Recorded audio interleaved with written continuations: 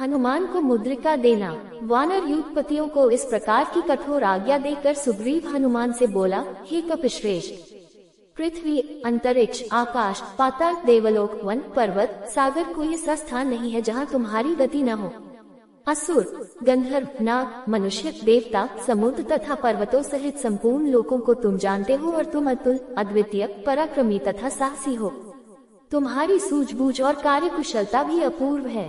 यद्यपि मैंने सीता जी की खोज के लिए सब वानरों को आदेश दिया है, परंतु मुझे सच्चा भरोसा तुम्हारे ऊपर ही है और तुम्हें ही उनका पता लगा कर लाना है।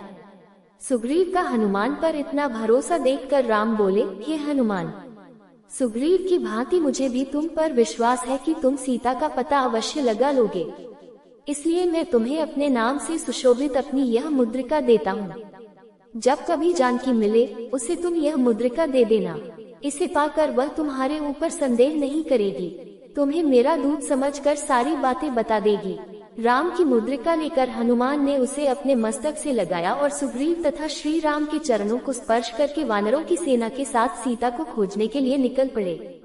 शेष वानर भी सुग्रीव के निर्देशानुसार भिन्न भिन्न दिशाओं के लिए चल पड़े।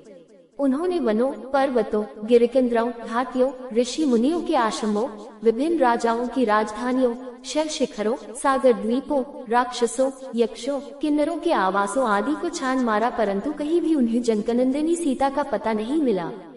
अंत में भूख प्यास से व्यथित हो, थक कर, उत्साहहीन हो, निराशा के साथ एक स्थान पर बैठकर अपने कार्यक्रम के विषय में विचार विमर्श करने लगे। एक युद्धपति ने उन्हें संबोधित करते हुए कहा, हमने उत्तर, पूर्व और पश्चिम दिशा का कोई स्थान नहीं छोड़ा। अत्यंत अगम्य प्रतीत होने वाले स्थानों को भी हमने छान मारा, किंतु कहीं भी महारानी सीता का पता नहीं चला। मेरे विचार से अब हमें दक्षिण दिशा की ओर प्रस्थान करना चाहिए। इसलिए अब अधिक समय नष्ट न करके हमें तत्काल चल देना चाहिए। युद्धपति का प्रस्ताव स्वीकार कर सबसे पहले ये दल विंध्याचल पर पहुंचा। वहाँ की गुफाओं, जंगलों, पर्वत शिखरों आदि सभी स्थानों को उन्होंने छान मारा, किंतु जनकनंदिनी सीता के उन्हें दर्शन नहीं मिले। विंध्य पर्वत के आसपास का महान देश अनेक गुफाओं तथा घने जंगलों से भरा था, इसलिए वहाँ जानकी जी को ढूंढने में उन्हें अत्यंत कठिनाई का सामना करना पड़ा। इस प्रकार से जानकी जी की खोज के लिए सुग्रीव के द्वारा दिया गया समय व्यतीत हो गया। समस्त वानर पुनर्तः निराश हो गए और सुग्रीव के द्वारा दिए जाने वाले दंड के विषय में सोचकर अत्यंत भयभीत भी हो गए। उनकी निराशा और भय को देखकर महाबुद्धिमान अंगद ने कहा, निराश और भयभीत होने की आवश्यकता नहीं है। यदि हम सभी वानर अभी भी प्रयत्न करके जानकी जी को खोज लेंगे तो महाराज सुग्रीव प्रसन्न ही होंगे। कर्म का फल अवश्य ही मिलता है, अतः खिन्न होकर उद्योग को छोड़ देना कदापि उचित नहीं है। राजकुमार अंगद की बातों से उत्साहित होकर वानरों ने जानकी जी की खोज के लिए पुनः उद्योग करना आरंभ कर दिया।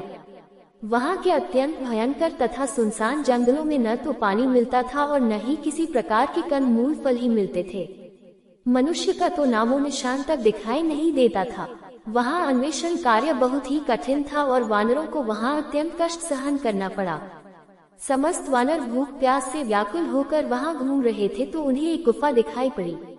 वह गुफा यद्यपि अंधकारमय थी, किंतु उसमें से हंस, क्रोनंच, सारस और जल से भीगे हुए चकवे निकलते हुए दृष्टिगत हुए। उन जल से भीगे हुए पक्षियों को देखकर हनुमान जी ने अनुमान लगाया कि अवश्य ही उस गुफा के भीतर जल का स्रोत है। हनुमान जी की सलाह के अनुसार समस्त वानर उस गुफा में प्रवेश कर गए।